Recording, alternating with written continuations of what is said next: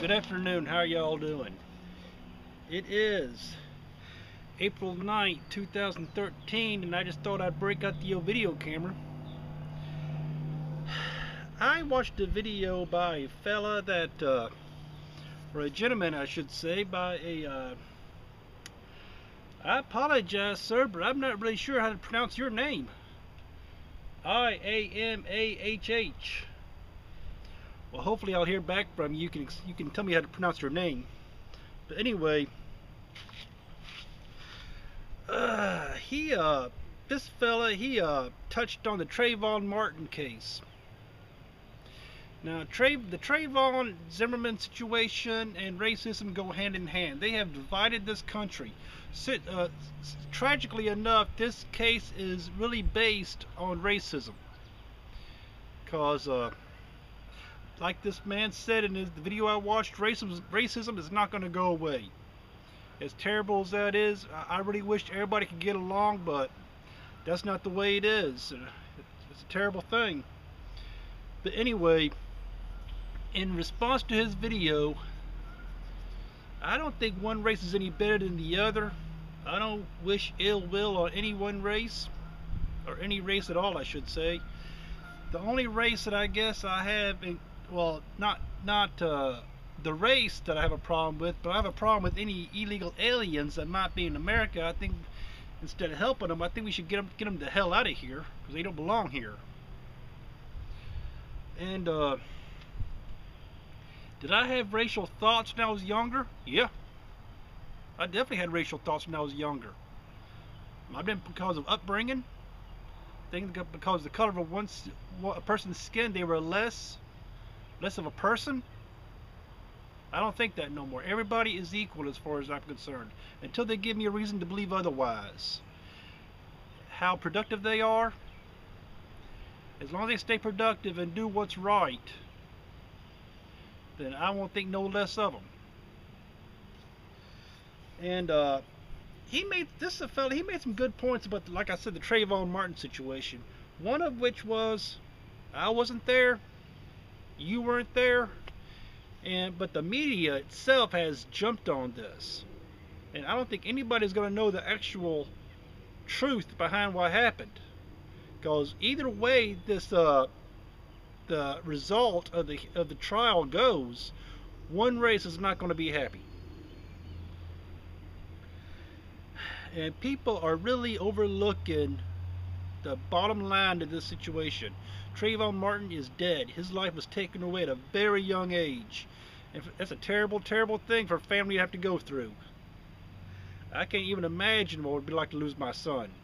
And I pray to God, I hope that's something I don't have to experience in my lifetime. And another point that was brought up in the 911 tape, when George Zimmerman called 911 to announce the presence of Trayvon Martin, and he was told, do not follow. He was told by the 911 operator, do not follow him. And I strongly believe that if he had followed that advice and not followed Trayvon Martin would still be alive, George Zimmerman would still be a free man, and life could go on. But tragically, that's not the way it happened. Do I believe that the verdict could cause a race war? I believe it will add fuel to the fire of racial unrest here in America, but I don't believe there'll be a race war. And even if it was, I probably wouldn't take part in it. I'd be too busy protecting my family, my loved ones. I think, speaking directly to this individual, I believe that one thing that white people have against people of color, blacks, I believe that almost every day, well, not almost every day, but very often, you see the black people there hollering black pride and putting their fist up and all that. But the second a white person says, I'm proud to be white, he is just looked down upon as a troublemaker, as a racist. And like I said before, I'm not a racist. I've been called a racist on kind of one of my videos, but I'm not a racist. Everybody is equal.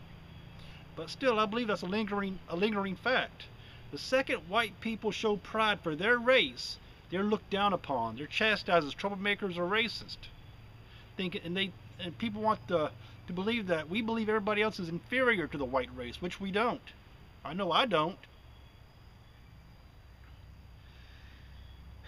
And this fella mentioned the gang signs. Basically, that was on Trayvon Martin's Facebook page. Does a person flashing gang signs on Facebook, does that automatically make them guilty? No. It gives the assumption that they're in a game or there's gang affiliation.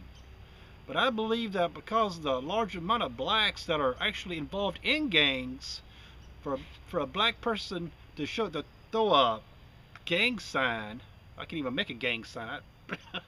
For a black person to throw a gang sign, that gives the ongoing suspicion that he is involved in gang activity. And it doesn't make him look any better.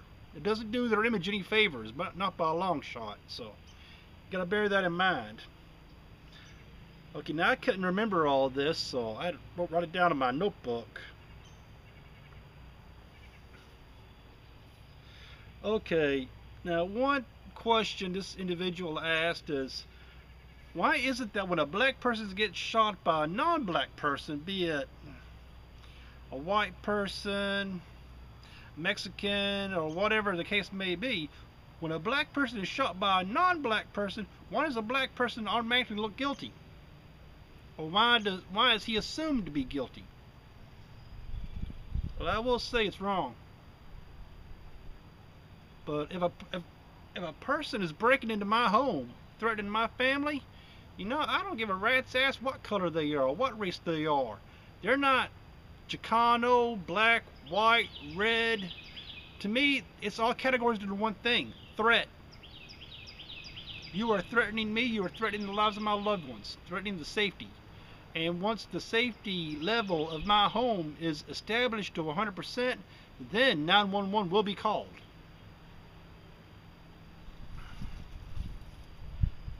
And I just wanted to throw this in real quick, because you mentioned just Jesse Jackson and Al Sharpton, two of the most useless people alive as far as I'm concerned. Why do I hate them? It's obvious. Jesse Jackson and Al Sharpton have created empires. Empires on hate. Any self-perceived act of hate or intolerance toward the black community, they're right there on it. Letting their faces be seen, letting themselves be heard, selling their books. The second racism is stopped, which both those idiots know that racism will never go away, and like I said, they're making money off of it. But if racism was to go away, there would be no use for Al Sharpton or Jesse Jackson. I'm not obsessed by it, but I just think that it's sickening when I go out and bust my ass to make money, to put food on the table and keep the lights on, that they're making an empire out of hate. And they expect us to acknowledge their title Reverend. A reverend talks about love and compassion, not about racial superiority or one above the other. Well, okay, sir, that's the only response I got for the video you put out there. I'm hoping that you'll contact me back, make a video or response to this, and we can get a good adult dialect going back and forth. Like I said, I got nothing but respect for you. You're entitled to your opinions. I'm entitled to mine. And to me, brother, we're on equal battleground, so to speak. But it feels good to make a video. It's been too long. I need to start making videos more often. But okay, guys, good talking to y'all again. Let me get this video put on YouTube. It'll be on YouTube and my Facebook page, and also on my Twitter account. So I guess I'm running the trifecta. Okay, my wife said she wanted Italian, so I guess that's what we're going to do for dinner. Okay, guys, take care. Look out for each other. God bless you. God bless America.